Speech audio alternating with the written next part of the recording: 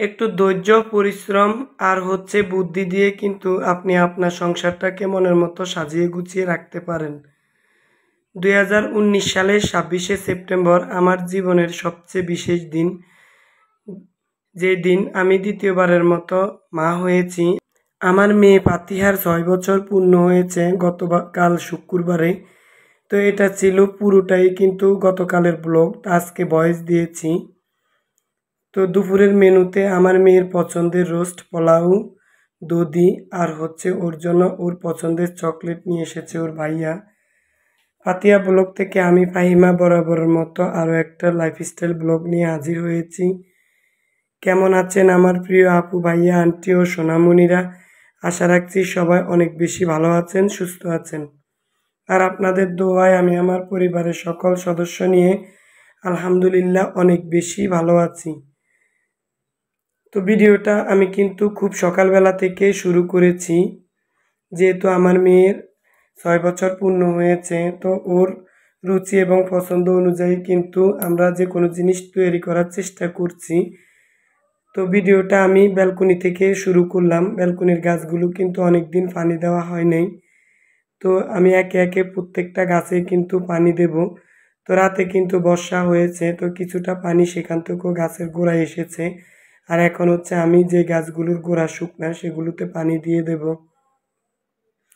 তো যারা আমার ভিডিওটির সাথে এখনও আছেন, প্লিজ ছোট্ট একটা লাইক দিয়ে ভিডিওটি কন্টিনিউ করবেন। আপনার একটা লাইক আমার কাছে অনেক বেশি মূল্যবান। আপনার একটা লাইকে পারে আমার চ্যানেলটি আপনার মতো অনেক প্রিয় আপু ভাইয়াদের কাছে পৌঁছে যেতে। আর যারা অলরেডি এই কাজটি করেছেন তাদের সবার প্রতি রয়েছে অনেক বেশি ভালোবাসা ও আন্তরিক অভিনন্দন। তো একে একে প্রত্যেকটা গাছে কিন্তু পানি দিয়ে দিয়েছি। গাছগুলো খুবই সুন্দর গ্রো হয়েছে। তো আমি কিন্তু বাইরে যে গাছগুলো রাখি সেগুলো মানে 2 থেকে 3 দিন পর পরে গাছের গোড়ায় পানি দেই। দেখা গেছে প্লাস্টিকের টবে গাছ রাখলে তেমন একটা পানি দেওয়া লাগে না। মাটির টবে গাছ রাখলে কিন্তু একদিন পর পরে পানি দেওয়া লাগে। তো ব্যালকনির গাছগুলো A to Z আপনাদের সাথে শেয়ার করে তারপর চলে আসলাম সকালবেলা। আজকে আর নাস্তা করব না, সরাসরি সকালে রান্না করব। তো আমি এক পাশে ভাত বসিয়ে দিয়েছি, আর এক পাশে আমি ওলকচু দিয়ে রুই মাছ রান্না করব, পুকুরের দেশি রুই।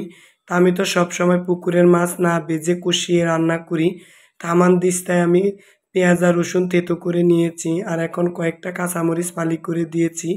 রান্নার ভিডিওগুলো কিন্তু আমি সবসময় আপনাদের সাথে ডিটেলসে শেয়ার করি। আমার ভিডিও থেকে আপনারা একটু হলেও যাতে উপকার পান। তারপর 2 টেবিল চামচ হলুদের গুঁড়া, 2 টেবিল চামচ মরিচের গুঁড়া দিয়ে মশলাটা কষিয়ে এর ভিতরে আমি মাছের টুকরোগুলো দিয়ে দেব। তবে এর ভিতরে আমি একটুখানি আদা আর একটুখানি জিরা দিয়েছি, সেটা হয়তো বা স্কিপ হয়ে গেছে। একটু বেশি পরিমাণে মাছ রান্না করব।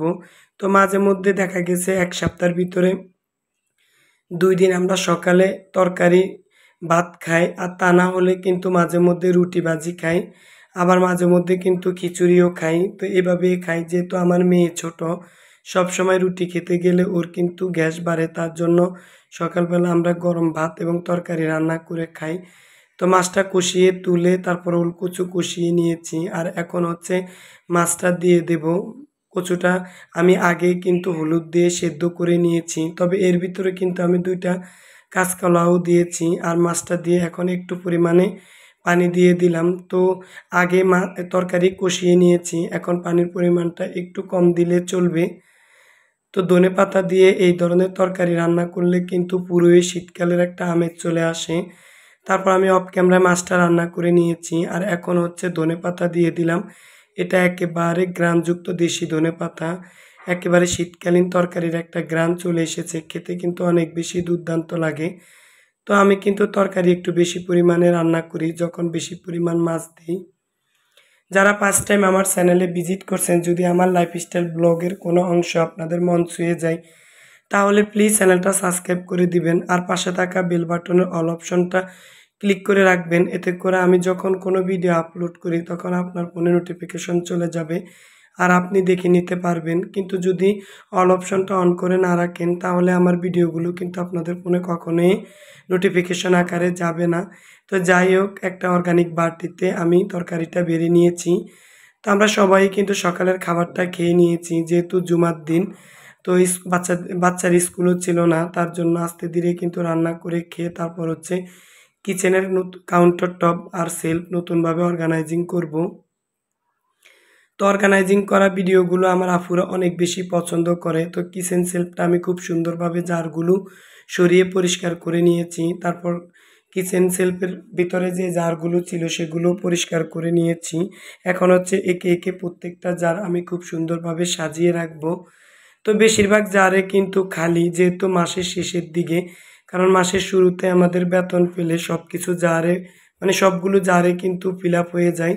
তো এখন খালি জার দিয়ে আমি অর্গানাইজিং করে নেব। কিছু জার ফিল আপ আছে আর কিছু জার খালি। তো একেবারে বড় জারগুলো আমি সেলফের নিচের তাকে রাখবো, আর ছোট যে আহমদ আচারের জারগুলো আছে সেগুলো আমি একেবারে মাঝের তাকে রাখবো। তো কোন জিনিস কোথায় রাখলে দেখতে ভালো লাগবে, একবার এই পাশেরটা ওই পাশে রাখি। তো এইভাবে কিন্তু কিচেন সেলফ খুব সুন্দরভাবে সাজিয়ে রাখলে দেখতে অনেক বেশি ভালো লাগে। তা আমি আমার বাসাকে সবসময় এভাবে পরিপাটি করে রাখি। দেখা গেছে সকালের নাস্তার পরে একটু হাতে সময় নিয়ে কিন্তু কিচেনের পুরো কাউন্টার টপটা একটু পরিষ্কার করে এবং অর্গানাইজিং করে রাখি। এতে করে কিন্তু তেল চিটচিটে হলেও মানে ডিপ ক্লিনের প্রয়োজন হয় না। আমি কিন্তু প্রতি সপ্তাহে আমার কিচেনের সেলফের এই জারগুলো পরিষ্কার করি। তার জন্য মাসে আর ডিপ ক্লিন করি না। আর এই অংশটাকে একটু নতুনভাবে অর্গানাইজিং করব। এখানে যেই শুকনো থালাবাটি রাখি আমি গুছিয়ে সেই ট্রেটা সরিয়ে ফেলেছি। আর এখন হচ্ছে সিরামিকের বড় যে দুইটা জার, সে জার দুইটা কিন্তু আমি একটা বাস্কেটের উপরে রেখেছি। এই দুইটার ভিতরে একটা হচ্ছে আমি নুডলস রাখি, আরেকটার ভিতরে ময়দা, আর নিচের বাস্কেটে সেমাই, তারপর নুডলসের প্যাকেটগুলো রাখি। আর খুব সুন্দর একটা মানে গাছ দিয়ে দিয়েছি দেখার সৌন্দর্যের জন্য। আর ওই কর্নারটা একটা ট্রের উপরে আমি স্পুন হোল্ডারটা রেখে দেব।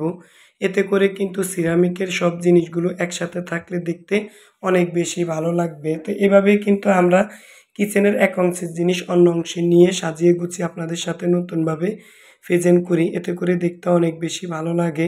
আর একটা উম মানে আমার কিচেনে তো সবসময় কিন্তু রিয়েল মানি প্লান্ট থাকে। তো সসের জারে রিয়েল মানি প্লান্টের সবচেয়ে সুন্দর যে জারটা আছে সেটাই রেখেছি। আর হচ্ছে এখানে যে ফাঁকা জায়গা সেখানে আমি সবসময় রান্না করার পরে খাবার বেড়ে রাখি। তো এখন হচ্ছে এখানে আমি একটা তোয়ালে রেখেছি দেখার সৌন্দর্যের জন্যে। যেহেতু মানে নিচে টাইলস কালো, দেখতে ভালো লাগে না, তার জন্যে তোয়ালেটা বিছিয়ে দিয়েছি। আর হচ্ছে সিঙ্কের পাশে আমি একটা রিয়েল মানি প্লান্ট রেখেছি। আর যে খালি জায়গায় যেখানে খাবার সার্ভ করি সেখানে একটা ট্রে রেখেছি দেখার সৌন্দর্যের জন্য। এটা এখানে থাকে না যখন খাবার সার্ভ করি। আর দুইটা মগ রেখেছি ইমোজি দেওয়া। আমার সবচেয়ে কফি মগের ভিতরে দুইটা আমার অনেক বেশি পছন্দ। তো অর্গানাইজিংয়ের পরে পুরো কাউন্টার টপ গ্যাসের চুলা পর্যন্ত কীরকম লাগছে আপনাদেরকে A to Z শেয়ার করে দেখাবো। তো এই তো আমার কিচেনটা কিন্তু একেবারেও ছোট না, আবার একেবারেও বড় না, মিডিয়াম সাইজের। তো kitchen counter top A to Z আমি এভাবে সবসময় অর্গানাইজিং করে রাখি। এতে করে আমার কাছে কাজ করতে অনেক বেশি ভালো লাগে। দিনের বেশিরভাগ সময় যেহেতু আমরা কিচেনে থাকি, কিচেন যদি ঝকঝকে এবং তকতকে থাকে দেখবেন আপনার কাজের প্রতি অনেক বেশি আগ্রহ জমবে। তো যাই হোক, এই শুকনো প্লেটের যে ট্রেটা ছিল সেটা সরানোর কারণে এখন দেখতে অনেক বেশি ভালো লাগে। আর অনেক পরিমাণে জায়গা বের হয়েছে এখান দিয়ে। তো আমি দুই পাশে দুইটা তোয়ালে বিছিয়ে দিয়েছি, দেখতে কিন্তু অনেক বেশি ভালো লাগে। আর স্পুন হোল্ডারের যেই জায়গায় সেখানে আমি দুই কালারের আর্টিফিশিয়াল ফ্লাওয়ার দিয়েছি গ্যাসের চুলার পাশে। তো আমার কিচেনের জানালাটা কিন্তু অনেক বড়, কিচেনটা সবসময় ফর্সা থাকে। আর থালাবাটি ধোয়ার পরে আমি এই বাস্কেটে রাখি সিলিন্ডারের উপরে। তারপর সাজানো গোছানোর পরে চলে আসলাম দুপুরের যে দিনের বিশেষ আয়োজন করার জন্য। তো আমি এখানে জিরা, আদা, রসুন, তারপর হচ্ছে কাজু বাদাম সব কিছু বেটে রেখেছি, কারণ বাটা মশলা দিয়ে রোস্ট করলে অনেক বেশি ভালো লাগে। আর এখানে আমি 2 পদের দুধ নিয়েছি, হাফ লিটার দুধ ঘন করে জাল করে নিয়েছি রোস্টে দেওয়ার জন্য। আর একটু টক দই তৈরি করার জন্য নিয়েছি। আর এখানে 1 কেজি পরিমাণ চিনি গুঁড়া চাল নিয়েছি। আর এখানে হচ্ছে আমি 9 পিস মানে লেগ পিস নিয়েছি, 6 পিস, আর 3 পিস নিয়েছি বুকের অংশ। এই 9 পিস রোস্টের জন্য নিয়েছি। তো আমাদের বাসায় আমরা 4 জন সদস্য। তো 2 বেলা কিন্তু এই রোস্ট দিয়ে খাবে সবাই, রোস্ট অনেক বেশি পছন্দ করে। তো আমি সবসময় কিন্তু পোলাওর সাথে মিষ্টি রোস্ট খেতে ভালোবাসি। আমার বাসার সবাই কিন্তু পছন্দ করে। তা আমার ছোটো মেয়ে অনেক বেশি পছন্দ করে মিষ্টি রোস্ট। তা আমি রোস্টগুলো খুব সুন্দরভাবে ধুয়ে এখন একটু কেচে নেব। কেচে নিলে দেখা গেছে ভিতরে মশলা খুব সুন্দরভাবে ঢুকে। তা হালকা লবণ এবং হালকা লবণ দিয়ে মেখে তারপর হচ্ছে আমি এগুলোকে হালকা করে ভেজে নেব। তো মাঝে মধ্যে কিন্তু হাতে মেরিনেট করে রেখে তারপর রান্না করি। তা আজকে একটু ভেজে রান্না করব, যেহেতু এগুলো সোনালী মুরগি। তা না হলে কিন্তু একটু আষ্টে গন্ধে আসে। আর এক পাশে হচ্ছে আমি পোলাওটা বসিয়ে দেব। তো সকালে কিন্তু আমি ভাত রান্না করেছি, আর যে ওলকচু দিয়ে মাছ রান্না করেছি সেটাও অনেকটা পরিমাণে আছে। তো যে যেটা খাবে। তো আমার হাজব্যান্ড কিন্তু রোস্ট পোলাও তেমন একটা পছন্দ করে না। ও আবার মাছ তরকারি দিয়ে রান্না করলে বেশি পছন্দ করে। আর আমার ২ বাচ্চা আর আমি রোস্ট পোলাও পছন্দ করি। তার জন্য আমি একটু বেশি পরিমাণে রান্না করি, যাতে ২ থেকে ৩ বেলা খেতে পারি। আর এই পাকে হচ্ছে পেঁয়াজ বেরেস্তা করে নিয়েছি উপর দিয়ে রোস্ট পোলাওর পরিবেশন করার জন্য। আর বাকি পেঁয়াজ এবং তেলের ভিতরে আমি রসুন দিয়ে দিলাম ২ টেবিল চামচ। তো রোস্টের সাথে একটু রসুনের পরিমাণ কমে লাগে। ওই যে বললাম, রান্নার ভিডিওগুলো আমি সবসময় কিন্তু ডিটেলসে শেয়ার করি। অনেক নতুন নতুন আপু ভাইয়ারা আছে, আমাদের ভিডিও থেকে কিন্তু অনেক আইডিয়া নিতে পারেন। আর এখন হচ্ছে আমি ১.৫ টেবিল চামচ আদা দিয়ে দিলাম, ১.৫ টেবিল চামচ জিরার গুঁড়া দিয়ে দিলাম। তো রোস্টের সাথে সবসময় মশলার পরিমাণ কমে লাগে। আর পেঁয়াজ বাটা, কাঁচামরিচ বাটা, কাজু বাদাম দিয়ে দিলাম ৩ টেবিল চামচ। খুব সুন্দর একটা কালার আসার জন্য লাল মরিচের গুঁড়া দিয়ে দিলাম ১.৫ টেবিল চামচ। এখন হচ্ছে মশলা দিয়ে দিলাম। তো মশলাটা কিন্তু আগে দেওয়া উচিত ছিল, মাঝে মধ্যে কিন্তু মনে থাকে না। আর ভেজে রাখা চিকেনের টুকরাগুলো দিয়ে এর ভিতরে আমি অনেকটা পরিমাণে টক দই দিয়ে দিলাম। এখন এগুলোকে আমি মশলার সাথে ভালোভাবে কষিয়ে নেব। তারপরে হচ্ছে ২ টেবিল চামচ রোস্টের রাঁধুনি মশলা দিয়ে দিলাম। রোস্টের রাঁধুনি মশলা দিলে কিন্তু রোস্টের টেস্ট দ্বিগুণ বাড়ে। তারপর হচ্ছে আমি এখন পোলাওটা হয়ে গেছে, তো আমি উপর দিয়ে একটু নেড়ে চেড়ে দেবো, এতে করে সমানভাবে চালটা ফুটে যাবে। তো অনেকটা রান্নাই কিন্তু আমি অফ ক্যামেরায় করে নিয়েছি। দেখা গেছে সবগুলো ভিডিও ক্লিপ যদি নিতে যাই অনেক বেশি ভিডিও লং হয়ে যাবে, এতে করে নিজের কাছে অনেক বেশি খারাপ লাগে। তো মাংসটা চিকেনের টুকরোগুলো কিন্তু আমি অনেকটা পরিমাণে কষিয়ে নিয়েছি। আর এখন হচ্ছে আমি দুধ দিয়ে দিলাম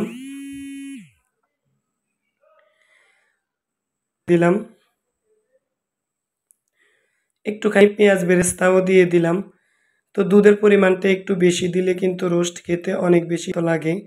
তো পোলাওর ভিতরে কিন্তু আমি কাঁচামরিচ দিয়ে দিলাম, খুব সুন্দর একটা ফ্লেভার আসে। একটু ফালি করে ভেঙে দিয়েছি। তো পোলাওটা উপরে নিচে নেড়ে চেড়ে তারপর হচ্ছে আমি ২টা খাবারে বাটিতে সার্ভ করে নেব। একটু ঠান্ডা হওয়ার পরে কিন্তু আমি সবসময় খাবার সার্ভ করি, এতে করে কাচের জিনিস কালার নষ্ট হয় না। তো ভয়েস দেওয়ার সময় কিন্তু ফোন এসেছে, তার জন্য কিন্তু একটু পরিমাণে ভয়েসটা বেজে গেছে। তো প্লিজ একটু ইগনোর করবেন, ক্ষমা সুন্দর দৃষ্টিতে দেখবেন। তো আমি এখন খাবারগুলো টেবিলে দিয়ে দেব একে একে। তা আমার মেয়ে কিন্তু অনেক খুশি। তো জন্মদিন পালন করা কিন্তু আমার হাজব্যান্ড পছন্দ করে না। তারপরও ওর খুশির জন্য ওর পছন্দ অনুযায়ী মাঝে মধ্যে প্রত্যেকটা জন্মদিনে আমি খাবার তৈরি করে দেই।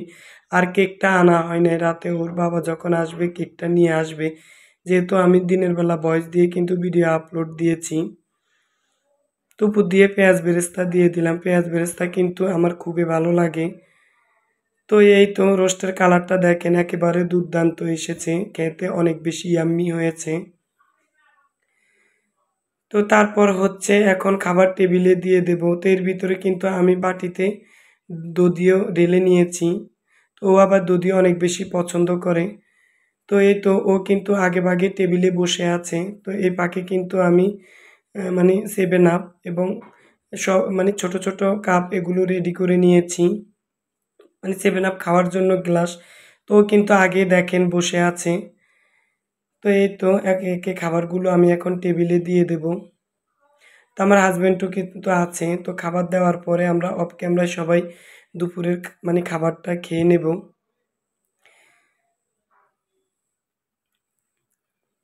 তো ও কিন্তু আজকে নিজের হাতে খাবে। এমনিতে কিন্তু ও নিজের হাতে ভাত খেতে পারে না। তো যখন আমি ওকে খাইয়ে দিই তখন ও নিজের হাতে খায়। তো একটু রোস্ট পোলাও বা বিরিয়ানি হলেও ও কিন্তু নিজের হাতে খেতে অনেক বেশি পছন্দ করে। তো দদিও কিন্তু অনেক বেশি পছন্দ করে, তার জন্য আর বেশি কিছুর আয়োজন করলাম না। আমি একটু এমনিতে অসুস্থ। তো সবার সুস্বাস্থ্যের কামনা করে ভিডিওটি এখানে রাখলাম। দেখা হবে নেক্সট ভিডিওতে নতুন কোনো লাইফস্টাইল